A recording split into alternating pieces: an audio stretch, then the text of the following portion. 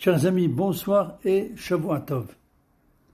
Avant de poursuivre la deuxième partie du chapitre 3, nous allons, Bezat Hashem, résumer brièvement les connaissances acquises jusque-là.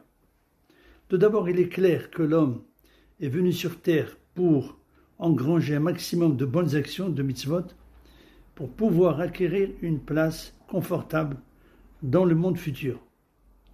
Mais cette tâche n'est pas facile, car l'homme est doué du libre arbitre, c'est-à-dire que l'homme est doué à la fois de l'instinct du bien, Yetzira Tov, et de l'instinct du mal, Yetzira Hara. Le but de l'instinct du mal étant de pousser l'homme continuellement à transgresser les lois de la Torah. Pour que l'homme ne tombe pas dans ce piège, l'auteur du Mesilat Yesharim nous donne des conseils précieux. Tout d'abord, surveiller ses actes et son comportement, c'est-à-dire apprendre à réfléchir et contrôler ses actes pour savoir s'ils sont bons ou mauvais d'une part, et d'autre part, palper les bonnes actions pour en éliminer tout ce qui pourrait venir ternir l'éclat de cette bonne action ou cette mitzvah. Ce monde, nous explique Rabbi Moshe Chaim Luzzatto, ressemble à la nuit. Et l'obscurité de la nuit peut conduire l'homme à deux types d'erreurs. La première, c'est l'aveugler complètement. La deuxième, c'est l'induire en erreur et lui faire voir le mal comme si c'était le bien et le bien comme si c'était le mal. À présent, nous continuons donc l'étude de texte. Or, la matérialité et la grossièreté de ce monde jouent le rôle des ténèbres de la nuit pour l'œil de l'esprit. Ils sont donc la source de ces deux genres d'erreurs. Ils l'empêchent d'abord de voir les obstacles parsemés sur les routes de ce monde de sorte que les sots marchent avec insouciance, tombent et périssent avant même qu'un sentiment de crainte n'ait pu les effleurer. C'est en ce sens que le roi Salomon dans les Proverbes dit « Le chemin des impies est sombre, comme les ténèbres. Ils ne savent pas ce qui les fait trébucher. L'homme avisé voit le danger et se met à l'abri. Les sots passent outre et en pâtissent. Le sot se laisse aller, il a confiance. » Tout cela se trouve dans les Proverbes. Leur cœur est plein d'assurance, ils tombent avant d'avoir soupçonné la présence de l'obstacle.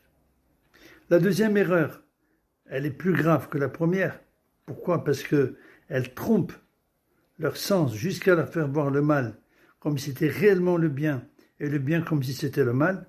Ils s'endurcissent ainsi dans leurs œuvres mauvaises, dans leurs mauvaises actions, et ils persévèrent. Non seulement ils ne voient plus le mal qui est présent, mais, chose plus grave, ils tentent de justifier leurs opinions perverses et leurs théories erronées.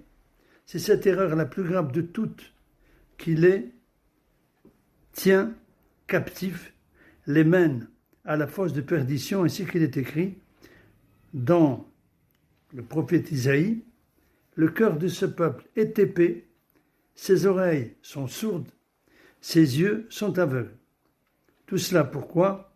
Parce qu'ils sont prisonniers des ténèbres et ils sont dominés par leurs passions.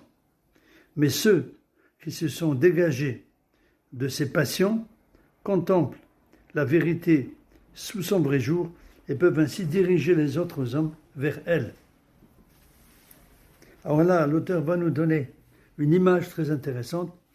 À quoi cela ressemble-t-il ? À un jardin en labyrinthe que les princes se font construire pour leur divertissement. Les plantations s'élèvent comme des murs, entre elles courent de multiples sentiers qui se perdent et s'entremêlent et se ressemblent tous. Il s'agit d'accéder par eux à une colonnade centrale dont la plupart des sentiers éloignent le promeneur. Et de fait, il lui est impossible de reconnaître le bon chemin du mauvais, car tous sont identiques et rien ne les distingue, à moins que l'expérience ne l'aide à se retrouver, ayant déjà parcouru la voie et ayant atteint le but au centre de la colonnade. Celui qui s'y retrouve voit tous les chemins devant lui, il distingue les vrais des faux, il peut avertir les passants et leur dire « Voici le chemin que vous devez emprunter ». Celui qui veut lui faire confiance atteindra l'endroit du rendez-vous, mais celui qui s'y refuse, il préfère se fier à ses yeux, se perdra certainement sans atteindre le but. Il en est de même pour nous, celui qui n'a pas encore dominé l'instinct du mal se trouve au milieu des sentiers, il est incapable de les distinguer, mais ceux qui sont maîtres de leurs instincts ont déjà atteint la colonnade. Ils sont sortis des sentiers complètement et contemplent tout d'un regard clair. Ils peuvent donc donner des conseils à ceux qui veulent les entendre. C'est à eux que nous devons faire confiance. Or, quels conseils nous donnent-ils ? Venez à l'examen, venez, faisons le bilan, l'examen du compte de ce monde, c'est-à-dire le bilan de ce monde. Car ils ont éprouvé et ils ont vu et ils savent que c'est le seul chemin véritable. Nul autre ne mène l'homme au bonheur qu'il recherche. Il n'est rien hors de là. En résumé, l'homme doit méditer sans relâche pendant les moments de solitude qui se sera fixé à cet effet. Quelle est la voie réelle ordonnée par la Torah et que l'homme doit nécessairement prendre. Puis, il examinera ses actions pour savoir si elles suivent cette voie ou non. S'il agit ainsi, il lui sera beaucoup plus facile de se purifier de tout mal et de redresser toutes ses voies. Comme il est écrit dans les Proverbes et dans les Lamentations, aplanis avec soin le sentier que foule ton pied, et tous tes chemins seront sûrs. Examinons nos voies, scrutons-les, et faisons retour vers Hachem, faisons donc teshuva vers Hachem. Un petit mot sur ce moment de solitude, qu'on appelle donc Hilbo des doutes, qui est cher à la théorie du Rabbi Nachman de Breslev. Ce moment donc doit être régulier, s'il est possible, pendant la semaine, 2 à 3 fois, mais au moins une fois par semaine. On peut s'asseoir dans un endroit isolé et réfléchir, éventuellement prendre des notes. On peut fermer les yeux et parler à Hachem, lui demander de nous aider, de pouvoir surmonter tous nos obstacles et de pouvoir revenir véritablement à lui. Chacun, bien sûr, va exposer sa situation personnelle, mais le plus important, c'est d'avoir un contact direct. De même que nous avons un contact direct dans la prière, lorsque on récite la prière debout dans la Hamida, de même, il est important ici d'avoir un contact direct avec Hachem lorsqu'on ferme les yeux, on s'adresse directement à lui. Voilà donc ce qui va pouvoir nous aider à nous améliorer.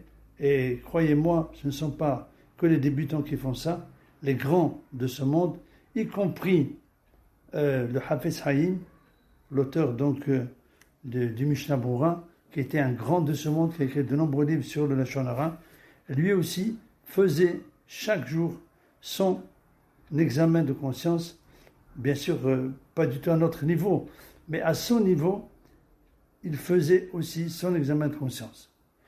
Voilà donc pour le cours d'aujourd'hui. Il ne reste plus, comme notre habitude, de prier pour la fin de la pandémie, la guérison de tous les malades et l'avènement du Mashiach bientôt de nos jours. Amen. Merci de votre écoute et bonne soirée.